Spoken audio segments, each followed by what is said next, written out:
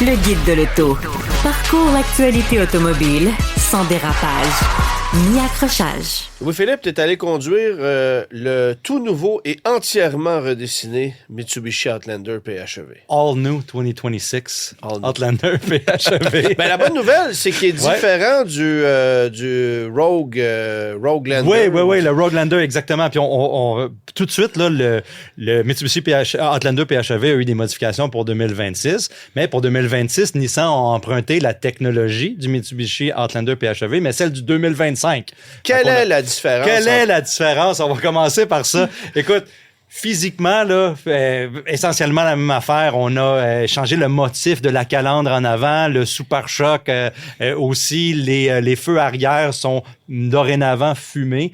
Mais autrement, physiquement, tu as le même véhicule, un design de jantes aussi là, qui est différent. Mais ultimement, c'est le même véhicule de l'extérieur. À l'intérieur, des nouvelles couleurs pour les sièges. Un écran de 12,3 pouces de série sur toutes les variantes. Mais on garde pas mal la même affaire. La petite troisième rangée est encore là que vous aimez tant dans le Mitsubishi Outlander. C'est au niveau technique. Le moteur demeure le même, 2,4 litres, avec le rouage intégral, les deux moteurs électriques, etc. C'est la batterie qui change. On avait une batterie de 20 kWh. On a maintenant une batterie de 22,7 kWh. Alors, ça augmente. On était à 61 km d'autonomie tout électrique jusqu'à 72 km d'autonomie tout électrique. Jusque-là, la technologie de la batterie, c'était une vieille batterie qu'on avait avant dans ce véhicule-là. Donc, on a changé. Elle était neuve quand même. Elle était neuve quand on l'achetait. Mais elle a subi, on va dire, elle a bénéficié de toutes les améliorations qui ont été assez régulières là, dans les dernières années. Des nouvelles cellules, un meilleur refroidissement, un meilleur output, là, une meilleure sortie, qui lui permet de garder sommairement le même poids, mais qu'on a une meilleure puissance. Écoute, dans le Nissan Rogue PHEV, on garde toute la technologie de l'ancien 2025 qui est somme toute une bonne technologie, mais on lui reprochait certains petits défauts, dont celle d'avoir une autonomie tout électrique qui était correcte, mais 60 km, ça s'en vient un petit peu bas quand on regarde dans la compétition des utilitaires compacts. Puis aussi le fait qu'il était pas mal plus gourmand quand que cette batterie-là était épuisée, parce que c'est un véhicule qu'on consommait un peu plus que 9 litres au 100 km, si je me rappelle pas, là, avec l'autonomie, avec le moteur à essence. Donc, si les études disent vrai et elles disent vrai que les gens achètent des véhicules hybrides rechargeables et ne les branchent pas, ben ça devient un véhicule à essence qui traîne des moteurs électriques et une batterie. Super intéressant. Et branchez-le. Le titre de mon article sur le guide de l'auto, c'est branchez-le parce que on gagne à le brancher comme tous les utilitaires ou tous les véhicules hybrides rechargeables. De toute façon, sinon, tu achètes un Outlander avec le 4 cylindres 1,5 litres turbo qui viennent de sortir. C'est ça. Tu payes pas le prix puis prends pas la subvention, ça sert à rien. Au cours de l'essai, on a été capable de faire 63 km en autonomie tout électrique. Si j'avais été capable de faire probablement 50 km avec l'ancien modèle, on voit qu'il y a une amélioration. L'amélioration, j'ai trouvé qu'elle est dans la conduite, dans le sens parce que le moteur électrique, grâce à sa nouvelle batterie, peut rester plus longtemps dans les accélérations. Ça te fait une conduite qui est un petit peu plus électrique, véhicule électrique, et puis plus fluide, plus linéaire et moins bruyante. On reprochait un peu au PHEV ou même au Rogue PHEV d'être un petit peu bruyant quand on le sollicite. On a amélioré certaines au niveau de l'insonorisation aussi à l'intérieur, je ne l'ai pas dit, mais on a amélioré ça. Mais dans l'opération du moteur, c'est plus linéaire, c'est plus facile et on garde une motorisation électrique beaucoup plus longtemps. Donc, ceci, ça permet d'avoir une meilleure conduite, selon moi, mais aussi avoir une meilleure consommation après, là, parce que le moteur électrique continue toujours à embarquer. On récupère de l'énergie, on la reprend dans les accélérations. Alors, avec la nouvelle batterie, on a été capable de garder l'influence de ce moteur-là un petit peu plus longtemps. Et puis, on est arrivé à aller chercher, je pense, 8,6 litres au 100 km. C'est pas après. Une fois que c'est 3,2 là, en tout et partout, mais 8,6 une fois que la batterie est épuisée. C'est une amélioration. C'est pas écœurant. Comme tu regardes les RAV4, tout ça, c'est écœurant. C'est ça. Bon, oui, mais on améliore certains points qu'on est capable de faire sur ce véhicule-là, puis je trouve qu'on le garde un peu dans le coup. Là, Mais à quel point... Là, je te pose une question qui est un peu piège. Là. À quel point ça y a-tu une question que tu poses des fois qui n'est pas piège? Oui, ça... Mais... c'est que je trouve ça fascinant parce qu'en ce moment, il reste des Outlander PHEV 2025 en stock. Ouais. On les liquide à 0% de taux de financement. Tu sais, il y a de sacrés bons deals là-dessus. Et l'autre, il est financé à 6,49. L'autre revient plus cher qu'un RAV4. Ouais. Ben, le RAV4 qui va arriver de façon... Parce qu'on a baissé les prix des RAV4 PHEV par rapport à la précédente génération. Oui, ce qui est intéressant. Alors là, tu vois l'écart se rétrécir au point où, dans certains cas, si tu compares l'Outlander et le RAV4, l'Outlander revient même un peu plus cher. Ouais. Ça commence à être un petit peu difficile, là, je trouve. Ouais, avec ces Nissan, taux-là. on n'est pas dedans parce que le Rogue PHEV coûte le prix d'un Outlander 26 sans offrir la technologie. Et la garantie de 10 ans, 160 000 km, là, qui couvre d'ailleurs la batterie haute tension. Ça, c'est une question qui m'en revient tout le temps. Du côté de chez Mitsubishi, on couvre cette batterie-là dans les 10 ans, 160 000 km. Donc ça, c'est intéressant. Mais le deal, en ce moment, il est sur un Outlander 25. Oui. Parce que des PHEV à 0%, admissibles à la petite subvention de 2000 $, ben regarde, ça fait quand même ça. Techniquement, l'amélioration, elle est très bonne dans le 2026. Il va être intéressant, ce véhicule-là. C'est juste que là, avec ces taux-là, c'est très intéressant. Mais dans les deux cas, branchez-le, parce que c'est là où est-ce que ça vaut la peine d'avoir un véhicule comme ça. Ah oui, toi, oui, évidemment. Jeep Cherokee de ton côté, un autre véhicule hybride, mais complètement différent. Je le conduis cette semaine. Alors, il y a un moteur 1.6 litres turbo là-dedans d'origine Peugeot.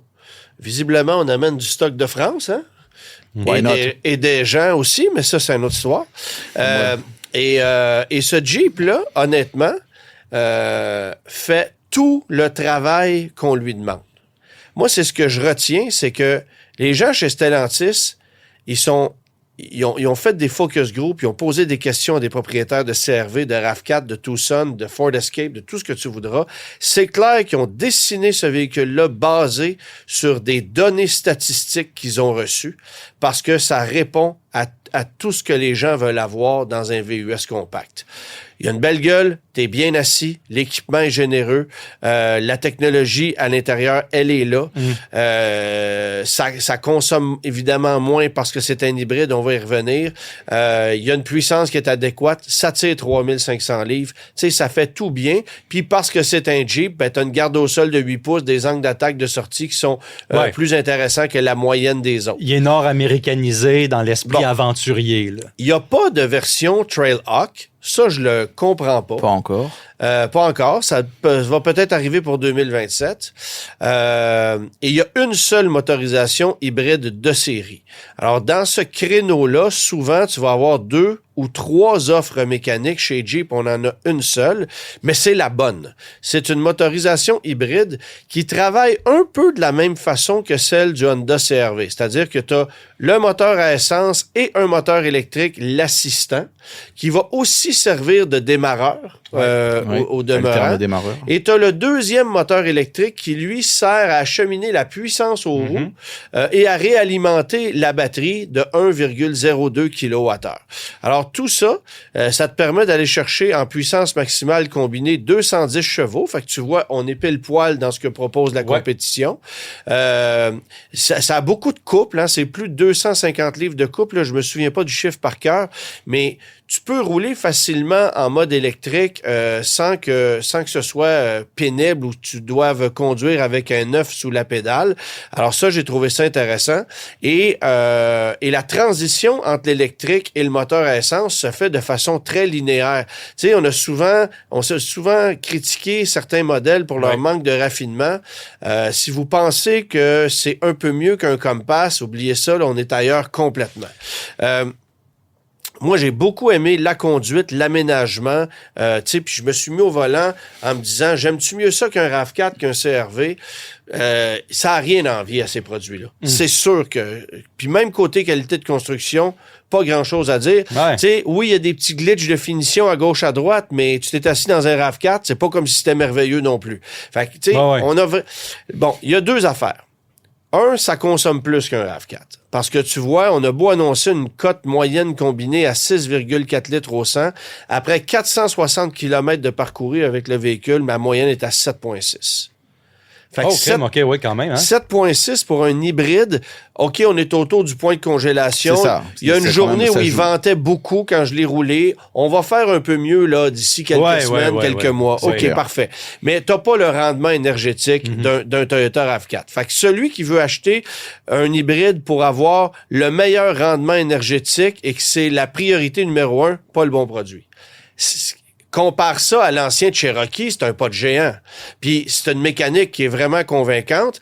Là-dessus, ça va. Mais si tu compares ça avec ce qui existe d'hybride sur le marché en ce moment, chez Honda, chez Hyundai, je te dirais plus qu'on est dans le territoire d'une consommation de Subaru Forester. Là. Okay. On est vraiment là-dedans. C'est quand même très bien, là, ça consomme pas. Mais face aux autres hybrides, un petit peu plus. Et puis l'autre truc, ça, c'est une inquiétude personnelle. Est-ce que ça va être fiable? C'est ça la question. Moi, ça va être ma question, ça, c'est clair. C'est ça. Parce que, c'est clair. Parce qu'évidemment, c'est un moteur qu'on connaît, qui ne semble pas avoir eu beaucoup de problèmes du côté de l'Europe. On l'a jumelé à une boîte, on l'appelle... c'est pas une boîte CVT, c'est un direct drive en réalité. Il n'y a pas de transmission à proprement parler, mais il faut que tout ça fonctionne et soit fiable. Et si on réussit à offrir un certain niveau de fiabilité chez Jeep avec ce produit-là, là, on va réussir à regagner la confiance du public parce qu'il y a tout ça qu'il faut faire. Regagner la confiance du public, les séduire à nouveau parce qu'il y en a beaucoup qui sont partis. Ça fait 3 ans qu'on ne vend plus de Cherokee, fait qu'on a perdu toute une clientèle. Alors, il y a eu des histoires cauchemardesques avec la technologie 4XE au cours des dernières années. Il y a tout cet exercice-là qui est hyper important. Je pense que l'approche de Jeep est très bonne. Le fait qu'on utilise la plateforme STLA large, ça ouvre la porte à mettre des moteurs à essence traditionnels sans hybridation. Ça ouvre aussi la porte à de l'électrique. Alors, qui sait ce qui va arriver pour l'avenir? Mais on cible la clientèle nord-américaine de belle façon avec la bonne mécanique, la bonne formule. Puis côté prix, je vais terminer avec ça. Tu vois, on est là, grosso modo, là, 42 à 58 000 $. On est pile poil dans les prix de la compétition. Mais sais-tu ce qui est drôle? Stellantis nous a toujours habitués à avoir des prix super hauts puis mettre des gros rabais après. C'est pas ça qu'on fait, là. Là, le PDSF est compétitif ou, disons, amalgamé avec celui de la compétition, mais il n'y a pas de rabais. Avec des taux qui sont corrects, au financement avec un taux qui est correct, là, qui est à 4,9 pour le moment. On vient de le lancer sur le marché. En location, taux à 8,09 On veut pas en louer. Moi, j'ai fait le comparatif, là. Équipement pour équipement versus un RAV4, ça coûte 100 $ de plus par mois louer un Cherokee. T'oublies ça.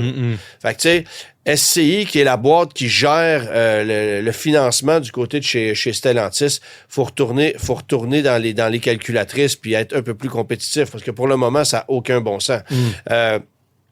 Et ça m'amène à te dire aussi qu'il y a beaucoup de gens qui se procurent ce genre de véhicule-là qui veulent louer. Mais en fait, c'est ça, parce que ce que tu sembles dire, c'est que son plus gros défaut, finalement, c'est son mode de financement. C'est son plus gros défaut? D'abord, comprends une chose. Mais c'est cool parce que là, c'est vraiment... C'est comme ils ont fait 95% de la job, puis à la fin... Hop. T'as absolument raison, parce que l'autre truc, et je veux revenir sur la fiabilité, c'est que moi, je ne serais pas prêt au jour 1 à acheter ça les yeux fermés en disant je vais le garder 8 ans. Les gens vont vouloir essayer. Là, on va en prendre un, on va le remettre, ça va bien, on va en prendre un autre. Ça veut dire qu'il faut attirer les gens. Là, c'est maintenant qu'il faut les attirer. Le commitment de dire je l'achète à 100% est beaucoup plus grand que de dire je vais le louer sur 3 ou 4 ans. Bien sûr. Mais comme tu m'as pas encore fait la preuve que c'était fiable puis qu'on était capable de faire face à la musique chez Stellantis, je me garde une petite gêne. Fait que moi, c'est le truc c'est pas le véhicule en tant que tel, c'est la façon de le vendre. C'est quand même dommage. Puis ça, va falloir régler le problème et rapidement. Alors, merci tout le monde d'avoir été là. On se retrouve évidemment la semaine prochaine. Bonne semaine à tous. Bonne semaine. Tous les épisodes du Guide de l'auto sont disponibles en podcast sur l'application et le site cube.ca.